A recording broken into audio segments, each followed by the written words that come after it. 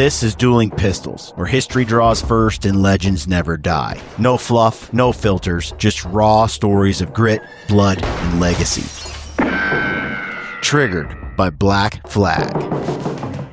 Welcome back to the show. I am your host, Brian Call. I've got my brother here, Brent Call. How are you, Brent? Well, thanks. All right, we're getting back into the book Blood and Thunder by Hampton Sides, the story about the West, Kit Carson, how the West became the West, how the West was won. Mm-hmm. You know, I find it funny how many other characters are in this book besides Kit Carson. Oh yeah, it bounces back between like four main people. Yeah. It gets deeper into Kit Carson as the story unfolds, but they're kind of setting up the scene right now. The last episode we talked about the spy, Marine. What is it, Lieutenant? It was Archibald Gillespie. Spying around. Fremont is just on the edge outside of California. Now he feels destined to conquer California. I'm not sure, but we have just left that story behind, and we don't know what he told him. But he basically told Kearny, "It's lost to history. We need California." That's kind of what it's like. California's ours. Get it? Yeah. And Kearny's like, "Bet." Yeah.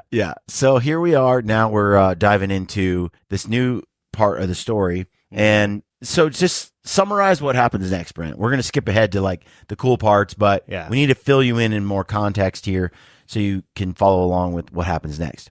So 2 days later, after Gillespie delivers this information, Kearny and his army of 50 dudes, they peace out and they swing by Fremont. And his 55 dudes on his exploratory. Kearny doesn't have 55 dudes. Kearny has the real army. West Army of the West. So he shows up to Las Vegas, and Vegas isn't like... So Kearny shows up. Yeah, Kearny. My mistake. So Kearny shows up, and he walks into the town, and it's the largest... What town? Santa Fe? Las Vegas. Yeah, okay. So they swung by Las Vegas, and it is the largest civilization around, but it's still... They're podunk. They're poor people. What's the lady McGaffey? She wrote down in her book that all the children were running around naked. There weren't enough clothes for the kids to be putting on and stuff. McGoffin. And okay, so the story is Kearny and the Army of the West roll into Vegas, and those people are not doing so great. Vegas, in theory, is now owned by Mexico because Spain is no longer. They pieced out. They're gone. So now Mexico is running its own country, but the Navajos have, they tried to do a peace thing with the new people in charge, and they got murked. There was 24 or something. They killed a bunch of village chiefs. Yeah, over and over. As they're like, come on in. And then they'd murder them one by one. So they've sparked the outrage. So then the Navajo came down like never before and just raided the hell out of the Mexican towns near Vegas and all that. So now Kearny rolls in, and the way that I understand it is Kearny rolls in, and these people are just beat down. They're beat down from, especially the native people. They've been, like you said, they've got land Vikings. The land Vikings have been raiding and pillaging for centuries. Yeah. And aggressively hard right now. Yeah, they're mad. They're super mad. Oh, they're pissed. And they kind of have a reason to be, right, I feel. Yeah. Mm-hmm. So Kearny shows up and goes up to they call him the alcalde, or the mayor. Mm-hmm. And he starts talking to him, and he said, hey, let's go up here. And they get up on top of a building, and he starts addressing the entire crowd. He says, I've come amongst you by the orders of my government to take possession of your country. There goes my army. You see but a small portion of it. We come amongst you as friends, not as enemies. As protectors, not as conquerors, and henceforth I absolve you of all allegiance to the Mexican government. It's very kind of him to just absolve them of all their allegiances of that. Yeah. And so, I think the real thing he brings in is he tells them, you've never received protection from the Mexican government from the Navajos. And I love this. They say, see, yes, it is true, murmuring amongst the crowds. Yeah. And so he notices he's struck a nerve with that. And so he doubles down on that. And he says, my government will correct all this. It will protect you and your persons, your properties. Your enemies will become our enemies. We will keep off the Indians. Okay. And the villagers are all a little skeptical. They're like, yeah, sure, whatever. Mr. Random white guy that just showed up. And they're all kind of freaked out about the army showing up. They don't really know what the army's doing there. The army could wipe them out if they wanted to. And not only that, but the priests are kind of like telling them like the white men are going to show up and they're going to brand your women like mules. And stuff. And nice. Yeah. And Kearny even brings that up. He's like, no, we're not going to brand the women like mules. And he gives them a lot of promises, says not a pepper will be taken or Kearny's a good dude, by the way. Yeah, he seems to be. In history, he's a good dude. He's a great commander. Okay. And so so one last thing, this is a really religious sect. There's a Catholic priest in town who's kind of the real-ish leader. He's the spiritual leader for the people, and the mayor kind of runs the day-to-day stuff. So Kearny has the mayor up on top of the building addressing the crowd, gives this speech, and then turns to the mayor and says, "You're going to give me an oath. You're going to pledge allegiance to America." And so the mayor he does it in front of everyone, the priest, and Kearny makes mention that the priest was like just in the back of the thing, just like scowling at everybody, like super ticked off about it. But what I absolutely love is that Kearny made the mayor at the end of it, in front of the very religious people, in the name of the Father, the Son, and the Holy Ghost, to seal his pledge. And then pretty much after that, they bounced. They didn't hang out at all. They literally were there for like an hour, got their pledge, and left. They didn't stay at all. Yeah. They walked in, Las Vegas is America now, and they left. Nice. Yeah. Okay, but now he has a job to do. If he's going to keep those people happy, he made a promise. He's going to keep the Navajos off the people. I'm curious how he's going to do it because he's not sticking around. He left. They dished out. They're going, I think it says 70 miles west to Santa Fe from Las Vegas. Okay. So they're piecing out 70 miles. Like they're not going to be around to really help them that much, I feel. Well, I think there's an overall plan to this. We'll find out as it unfolds. Okay, so Narbona Pass, chapter 13, it says, Narbona returned from the Hopi country after the great drought of the 1820s, only to hear accounts of the massacre of the chiefs at Jemez, and he understood that little had changed. So the massacre of the chiefs was what we talked about a bit earlier, where some 20 plus chiefs would come and try to make peace with the new Mexican government, only to be lured in and then murdered, and bodies dumped just over the wall into a ravine or something. So Narbona wasn't surprised. The old war was very much alive. So this is him coming back after the drought that they had suffered for quite a long time, and they were living among the Hopis. Drought is over. He's coming back. He's getting word of what happened while he was away. And he's like, same old, same old. Narbona was now 63 years old. And he seemed to understand that ultimately the Navajos would never gain anything from this grinding conflict. The grand old warrior took a different tack. He began to preach peace. In 1829, he was invited to come to Santa Fe for talks, but fearing a trap like the one that had been laid at Jemez, Narbona insisted that the Mexican governor furnish him with a full military escort. Although suspicious of the Mexicans, he decided that the journey was worth the risk. The ensuing conference in Santa Fe did not achieve any lasting results for the Navajo people, but by establishing himself as a peace leader, he was at least successful in protecting his own outfit, inoculating it, in effect, from further Mexican attacks. He made 2 other trips to Santa Fe in 1832 and 1833, and for a time the hostiles seemed to quiet down. But then, in early February 1835, Narbona learned that the Mexicans were mounting a massive campaign against the eastern Navajos. Narbona and his people had kept peace and refrained from raiding for many years, but certainly an invasion of their homeland called for war. Word reached him that a force of more than 1,000 Mexican soldiers and armed civilians had left Santa Fe on February 8 and was aimed toward Navajo country. Among the invaders were a large number of Pueblo Indian warriors. Narbona hastily gathered together 250 of the best Navajo warriors and raced to a little notch in the Chuska Mountains known as Bishlishibigizi. Hold on. So 250 versus 1,000 armed. So are they all soldiers, or are they a mixture? The more easy name in this little notch in the Chuska Mountains is called Copper Pass. We'll stick with that. Copper Pass. But yeah, he has 250 of his best Navajo warriors, and he raced to Copper Pass.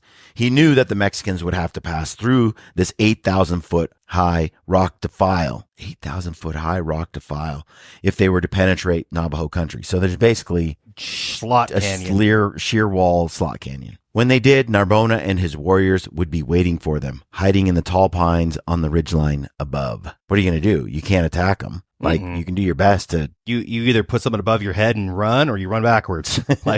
The next morning, a dust cloud appeared on the dun floor of the broad, flat valley to the east. Soon the Mexican soldiers came into view, a long, tattered scarf of men on horseback in the distance, riding along the frozen Rio Rock Chaco. Their silver buttons shone in the morning sun, giving Narbona plenty of time to prepare. On this cold, gusty day in February, the invading army was marching headlong into an ambush. Precisely as Narbona had guessed, it was aiming for Copper Pass. The long column of Mexicans was led by Captain Blas de Hinojos, the Commandante General of New Mexican Territory. In raw numbers, his was the largest army expedition that either Spain or Mexico had ever mounted against the Navajos, and his soldiers were exceedingly confident. But Hinojos' men were an undisciplined band of mostly young men, scarcely more than a rabble. They marched jauntily through the pass without a care, singing songs, laughing, devoid of any sort of military order. American trader Josiah Gregg recorded that the Mexicans were utterly unconscious of the reception that awaited them, and soon came jogging along in scattered groups, indulging in every kind of boisterous mirth. Concealed behind large gray rocks at the summit, Narbona told his men to wait in perfect silence until the Mexicans were right below them, in the narrowest part of the pass, where they would have to stretch out in a long, thin column. He compared the vulnerable file of men to the trunk of a tall tree. When the moment is right, he said, we will cut the tree into small pieces, just right for firewood. Several times, the impatient younger warriors signaled their eagerness to initiate the fight, but Narbona calmly held them off. Down in the canyon, many of the soldiers had to dismount so their horses, already weary from their trek, could climb the steep path. Finally, the moment came, and Narbona gave the signal, and the Navajos erupted in war whoops, their haunting owl-like call. Arrows rained down upon the Mexicans. Those Navajos who had guns began to fire volleys into the startled ranks. Others hurled rocks or shoved boulders down into the gorge. The horses began to scatter and stampede, trampling the men. As Gregg records it, the Mexicans were thrown into a state of speechless consternation. Some tumbled off their horses, others fired their muskets at random. A terrific panic seized everybody. Scores, perhaps hundreds of Mexicans were slain. A historian of the Mexican-Navajo Wars later wrote that they were felled like deer trapped in a box canyon. One of the many soldiers killed was the leader of the expedition, Captain Hinojos. According to Navajo tradition, the captain of Jemez Pueblo, having become cornered by Navajo warriors, jumped off a precipice to his death rather than face capture. Yeah, you don't want to be captured by those guys.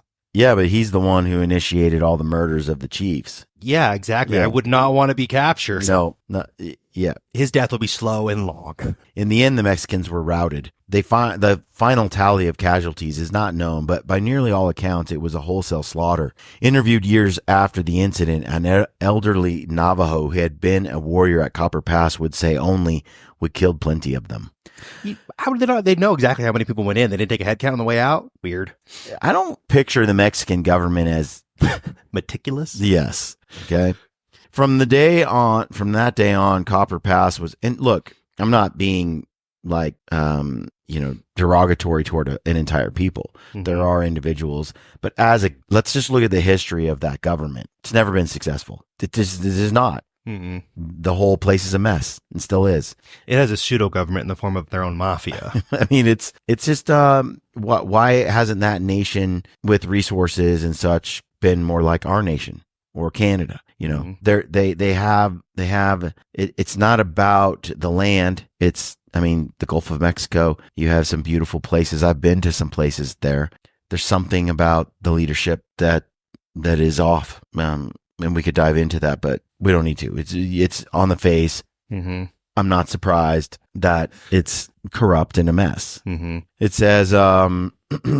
says, although from that day on, Copper Pass was known by a different name. Although Navajos seldom named landmarks after individuals, such was their pride in their resounding victory over the hated Mexicans, that the people made an exception to their custom and gave the defile a new honorific called it Narbona Pass. That's a little bit better than Copper. Yeah. Or whatever that name was, the Indian one. It's like a bunch of letters that don't go together.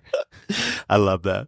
Aroused from his sleep at Fremont's camp on the south shore of Klamath Lake, Kit Carson thought he heard something, some random noise in the glade, a snap that seemed out of place. The nearly 50 miles he'd ridden that day should have left him dog-tired and oblivious to such sounds, but Carson was a notoriously light sleeper on the trail. His fears conditioned by experience, his nerves pulled tight as a tripwire. Carson's eyes quickly scanned the camp. There was Fremont sitting across the way, reading letters by his own fire.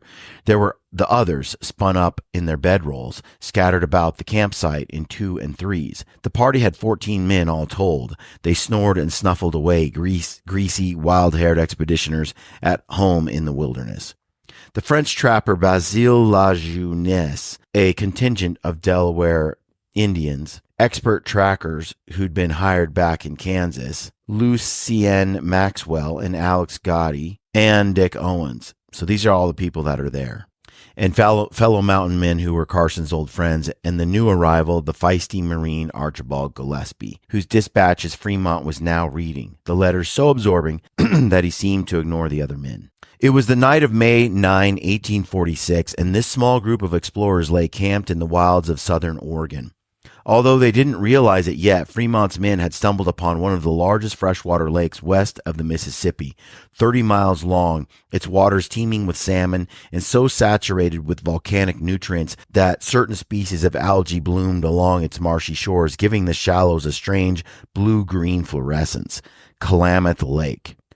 Klamath Lake was the kind of plum assignment a trained geographer like Fremont lived for. For the past week, he and his expedition, topographers, had been sketching the lake country's contours with a camera lucida, clipping plant specimens, taking astronomical readings, consulting their barometers and other instruments, shooting the sun with a sextant at high noon. The Klamath Lake region was all wild and unexplored, Fremont rhapsodized, and the uninvaded silence roused our curiosity. They were in dangerous country now, and Carson was keenly aware of it. A generation earlier, when Jedediah Smith first passed through these precincts, his party of 15 men was set upon by Indians. Only Smith and 2 others survived with their scalps intact. Now, on this chilly spring night, Carson was troubled that Fremont had neglected to post a watchman, something he always did. But as Carson looked around the tenebrous woods, he saw nothing out of place. The fire ticked and hissed, smoke curled into the canopy. There was the clean rush of the creek, the wind sighing through the pines, the splash of the waves down on Klamath Lake. The Cascade Mountains, off to the west, were still mantled in spring snow, and their raw peaks gleamed in the moonlight. Carson said he apprehended no danger. He rolled himself tight in his saddle blanket and drifted off to sleep. Later that night, Carson awoke to a distinct sound, a heavy, dull thud. It seemed to come from over by where Lajeunesse was sleeping, the Frenchman. Carson rose up on an elbow and barked, "'S the matter over there, Basil?" The Frenchman gave no answer. Now Carson clutched his pistol and jumped to his feet. He ran toward his friend Lajeunesse. It was hard to see, but in the shadowy firelight, Carson caught something, a sickened sheen. The Frenchman's head had been cleaved into while he slept. The pale brain glistened. The hairy skull gaped in a widening pool of blood. "Indians!" Carson cried out, firing his pistol into the darkness. The camp was encircled by what appeared to be several dozen attackers, darting in the shadows, plinging arrows. Everyone sprang to action, everyone, that is, except for Denny, one of the Delaware Indians, a beloved tracker. Carson now saw that he too had been attacked in his sleep. He was shot through with arrows. Carson heard Denny give out a groan as he died. Another Delaware, known as Crane, seized a rifle and snapped vainly away until he realized that it was unloaded. He snatched it by the barrel and swung the gun stock at his assailants, but Crane was exposed to the firelight, and the enemy bows soon found him. He collapsed with 5 arrows buried in his chest. A painted brave whom Carson judged to be the leader stole into camp and fought valiantly at close range, managing to hold off Fremont's men for a few long minutes. Carson, Owens, and several others cracked their guns at the warrior. He stumbled to the ground.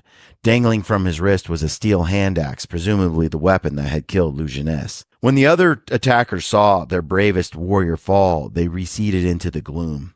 For a while, they mounted occasional charges, attempting to retrieve their leader's body, but Fremont was determined to deny them this reward. Carson had some of the others hung blankets from the boughs of the trees as a kind of screen.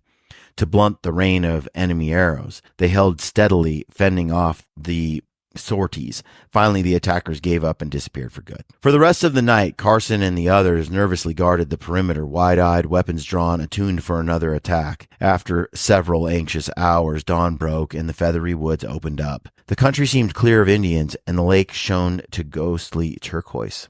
The 3 dead men in Fremont's party lay sprawled on the ground. Someone had covered them with blankets. Carson walked over and inspected the corpse of the fearless Indian warrior who had killed La Jeunesse.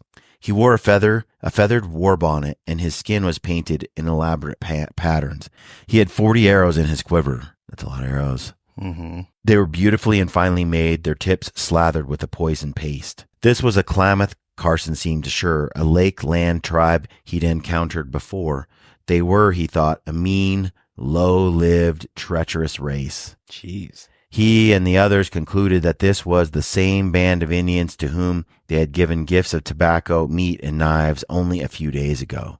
Carson examined the axe, which was attached by a leather thong to the warrior's wrist, and recognized it as British-made. Then, too, some of the arrows he found around the camp were headed with lancet-like scraps of iron that could only have come from the Hudson Bay's Company outpost at the Umpqua on the Umpqua River, a nearby British concern. Maybe Carson speculated the British had put the Klamaths up to this. In the mid-1820s, Hudson's Bay had tried to trap beaver to extinction along the Snake and other interior rivers in order to create what was called a fur desert, which the company's jealous operatives hoped would discourage American penetration into the more valuable Columbia River country. Nope. Let's just put a whole area of no animals so that you have to cross a wide desert of nothingness to get to where there's good animals again. That's crazy. That's a lot of animal death. Any company willing to pursue a policy that ruthless wouldn't think twice about sicking angry Indians on Americans on an American exploration party.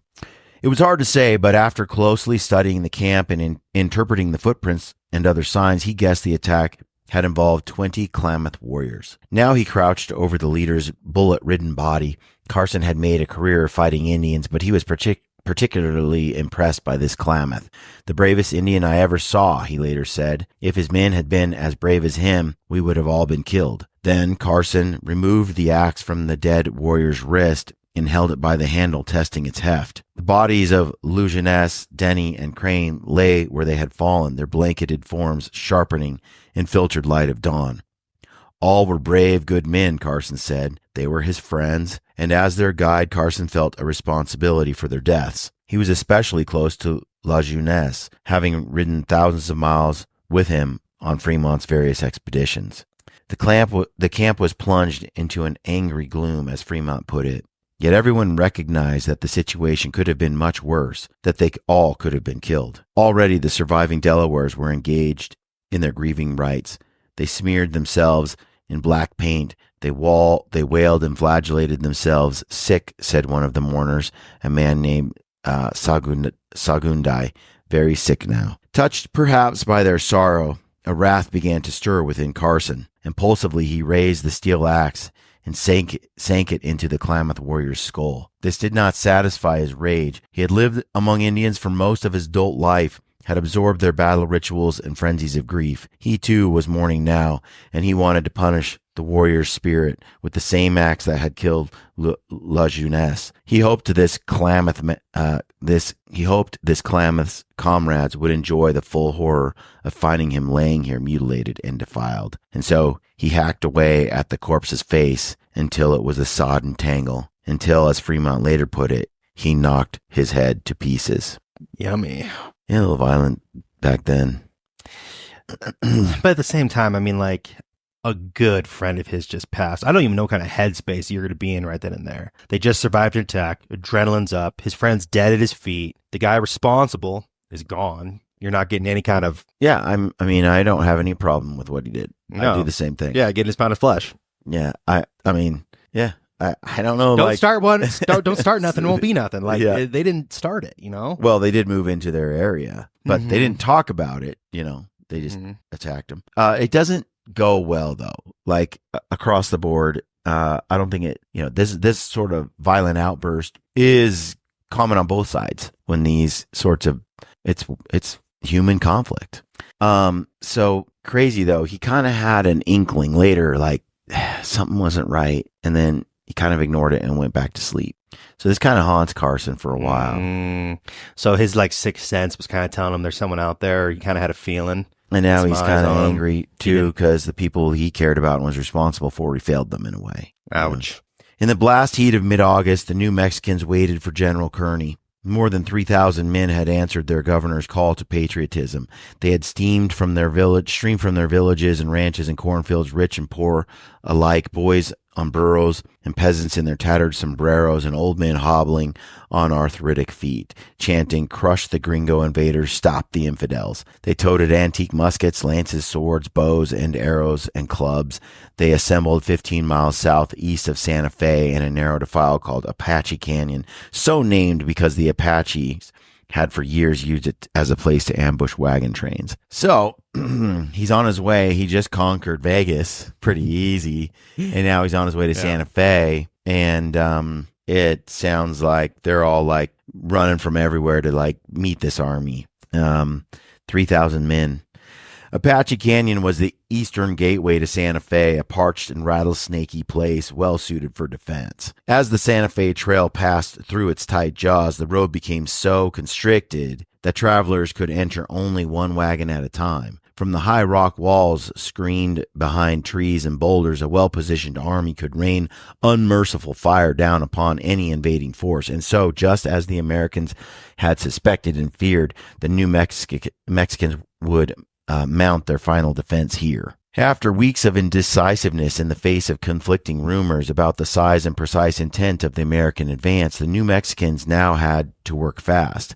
They hauled some old cannons from Santa Fe and set up in strategic places along the canyon walls. They chopped down trees that obstructed their lines of fire and began to dig themselves in. They were, all in all, an abysmal army, untrained and laughably ill-equipped. But they enjoyed one advantage. They loved their country, most of them, and were keen in their desperation to defend it. They were convinced that the Americans meant to destroy their ancient way of life, to ravage their women, and even to abolish their faith. Sometimes when I think that people assume that in an opposing group, it's because they know that if they had the power and they were the superior force, that's how they would behave. Mm-hmm. You know, it's usually the person who's like the most likely to do something dastardly, the first to accuse, that assumes someone else is going to do something dastardly too. Mm-hmm. You know, many of the clergy packed up and fled. Officials proposed destroying the city's churches to prevent the enemy from desecrating them as barracks.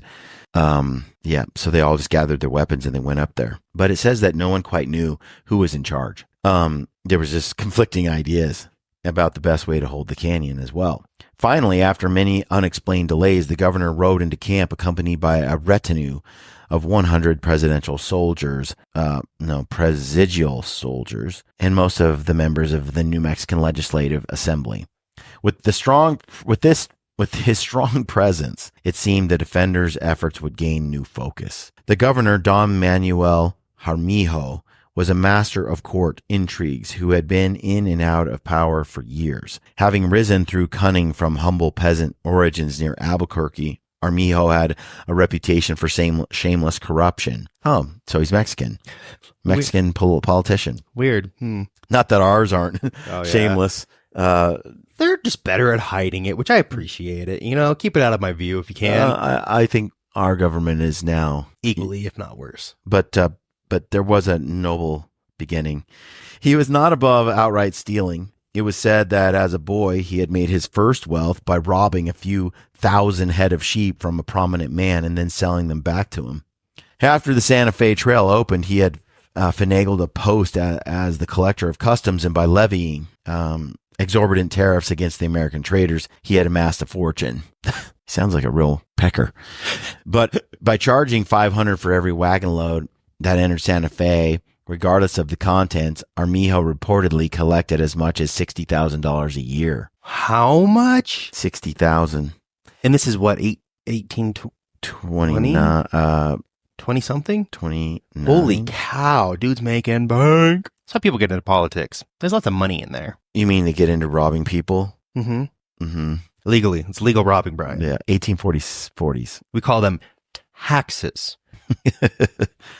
Okay, it says, as governor, Armijo was an avid gambler, a secretive breeder of racehorses, and a composer of florid but deeply cryptic proclamations that left the public not quite knowing where he stood.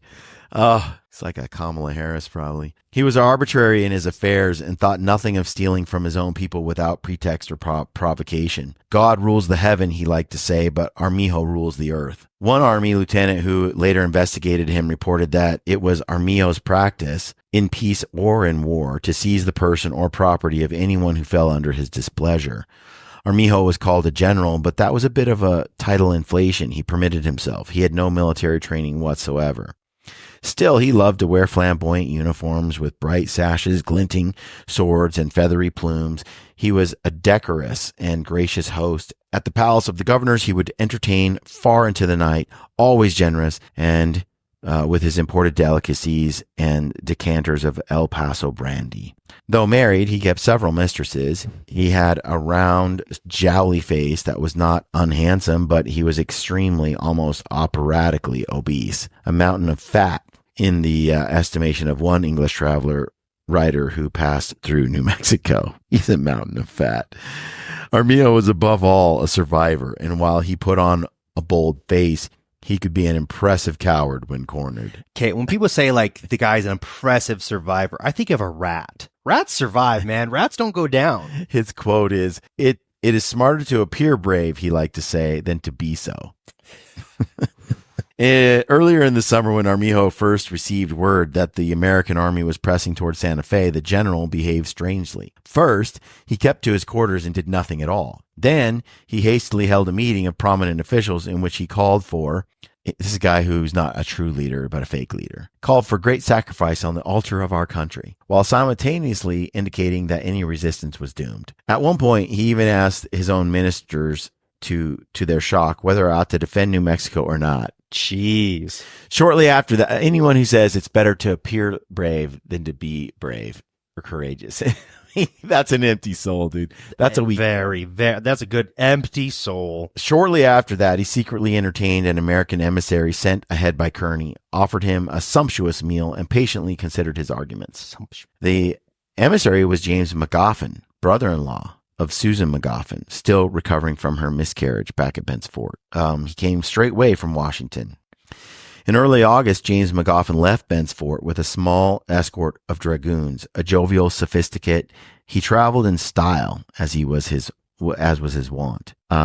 He shows up. McGoffin may have offered Armijo a considerable sum of money if he would promise not to take up arms, but it doesn't say whether he agreed to it or not.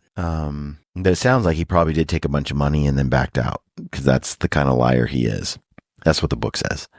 Even while he was hosting McGoffin, the governor liquidated his own considerable business holdings and cleaned out the church of coffers. Wow, the church. Just in case he needed to run away, he's going to steal everything he can and get ready to rock and roll.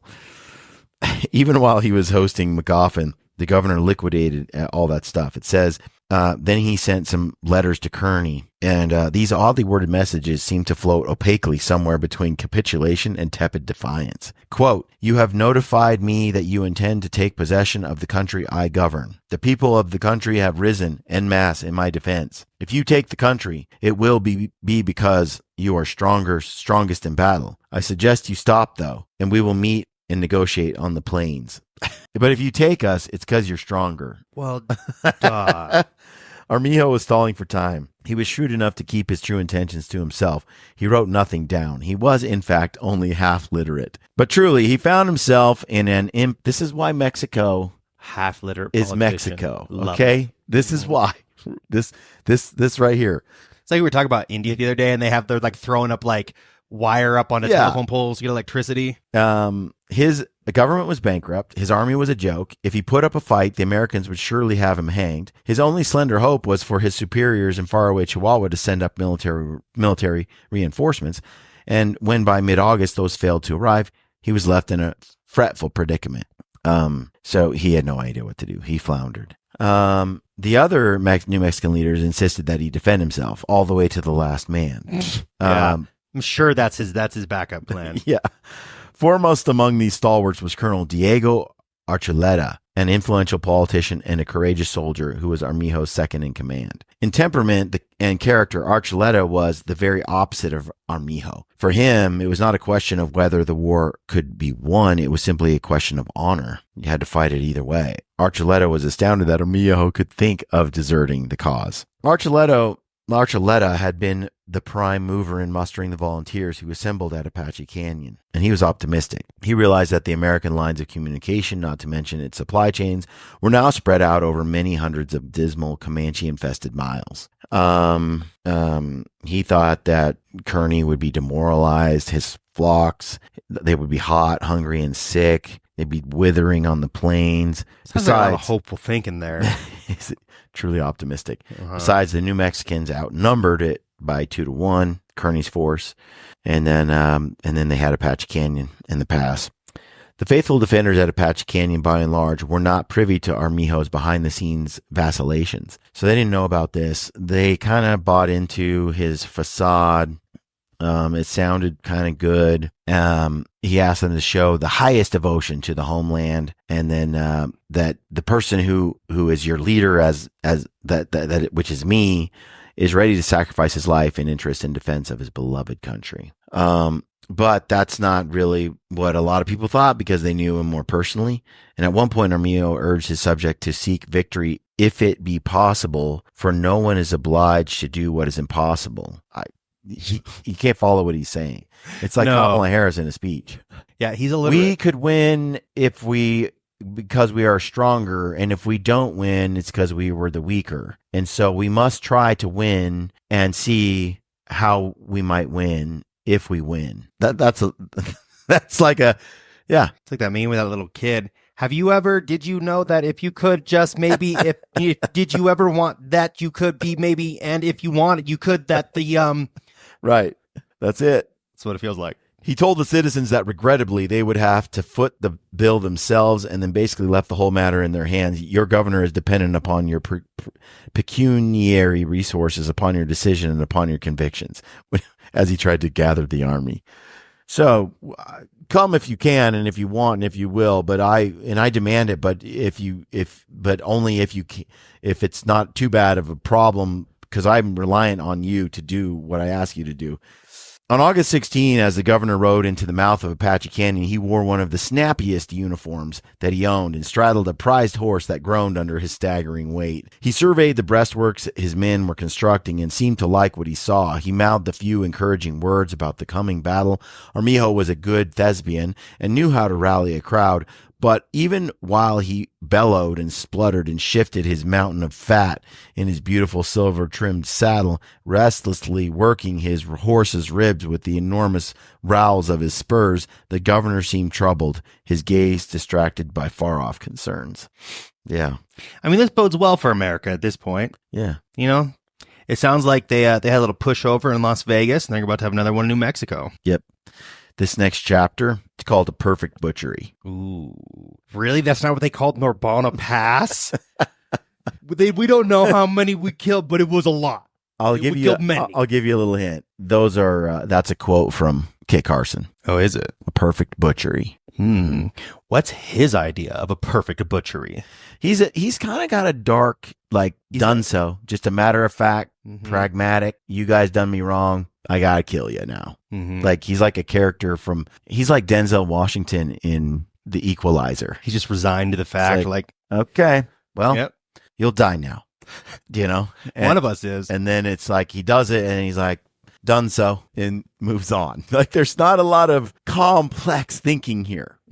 Just pragmatic. What has to be done. No complaining about it. Move on. Like, there isn't a whole lot of pontification, wrestling with his soul, inner morality, striving. He's sleeping well at night.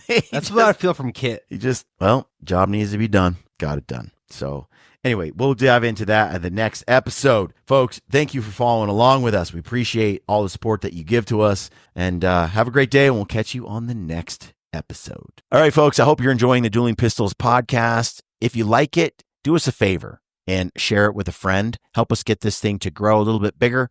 Tell your dad, your mom, your brother, your sister, your buddy, your uncle. Go to your contacts, grandpa. hit select all, send. Just sell it. Just share it with a friend of yours, somebody, and help us spread the word about the show. Thanks for supporting us. We'll catch you on the next episode.